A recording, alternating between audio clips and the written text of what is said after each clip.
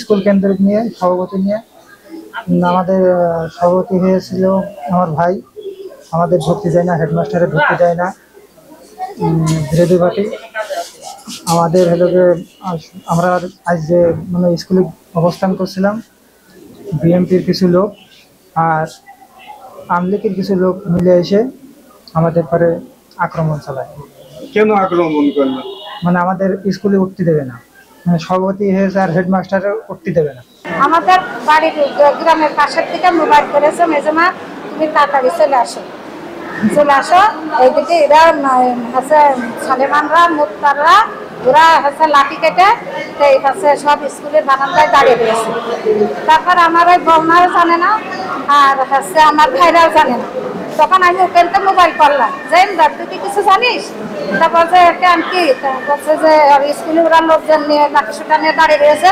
তার কাছে কই না তো, তার কাছে আমি দেখছি, তুই টেনশন করিস না। তা আমি কাছে তাহলে আমি এখনই চলে আসি। তারপরে ওই আমার বউনার কাছে মোবাইল করলাম, যে কথা তুমি কি কিছু জানো? তা বলছে না। তা আমার কাছে তোমার ভাইরা যে লাঠি মাটি কেটে নিয়ে স্কুলের হাই স্কুলের বারান্দায় দাঁড়িয়ে রয়েছে। তা কাছে তাই বলি বলো তখন ওর ছেলে গিয়েছে। আমি গেলি মুক্তারের ছেলেরা যে সভাপতি করেছে হেডমাস্টার চুরি করে নেবে, কারো শৈশবত নিইনি। কিন্তু যখন আমার ভাই বলছে যে স্কুলে যারা যারা সভাপতি করলে তারাই সব টাকা খেয়ে চলে গেল, স্কুলে একটা বাথরুম নেই, একটা কল নেই, হ্যাঁ একটা পায়খানা নেই, ওই মাদ্রাসার ওখান থেকে মেয়েরা খেয়ে যায়। তখন আমার ভাই বলছে যে আমার বাবা যখন 10 বিঘা জমি দিয়েছে এর ভিতরে আমাদের এই বেতা, তাছাড়া কারোর বেতা নেই। অন্যান্য স্কুলে তো 5-7 তলা হয়ে গিয়েছে, হাই স্কুল হয়নি কিন্তু কয়টা হয়নি। তার পাশে তখন বলেছে যে আমি সভাপতি হব। তখন আমাদের বাড়িওয়ালা স্কুলের প্রাইমারি স্কুলের হেডমাস্টার তখন বললে যে তোমরা যতই হোক কিংবা যখন হতে চাচ্ছে তখন ওনাকেই বানাও। তারপরে ও হেডমাস্টার বানায়নি, ওই যে ওই মুক্তারের ছেলে মেয়ে ওর হাতের লাঠি মধ্যে, হ্যাঁ ও সব কাজে ভরসা করে, আমরা ভরসা করে নাই। আমরা যে এত করে বলেছি যে ভাই শোনেন ইমদাদের করেন, স্কুলটা অন্তত টিকে রাখুক, স্কুলে পোশাক নেই, পায়খানা নেই, হ্যাঁ ও যখন হতে চাচ্ছে তখন হোক। ওই যা ছেলে করেছে মধ্যে তারও আমি বলেছি, কিন্তু সে ওই সমস্ত কথা না শুনে নিজের ছেলের করেছে। চুরি করে কারো স্বাক্ষর সব কিছু শৈশবত সারেরাও জানে না, ছাত্ররাও জানে না। ও চুরি করে কমিটি গঠন করে, একটা কমিটি না কি বলে করে ওই শিবিরের ছেলে করেছে।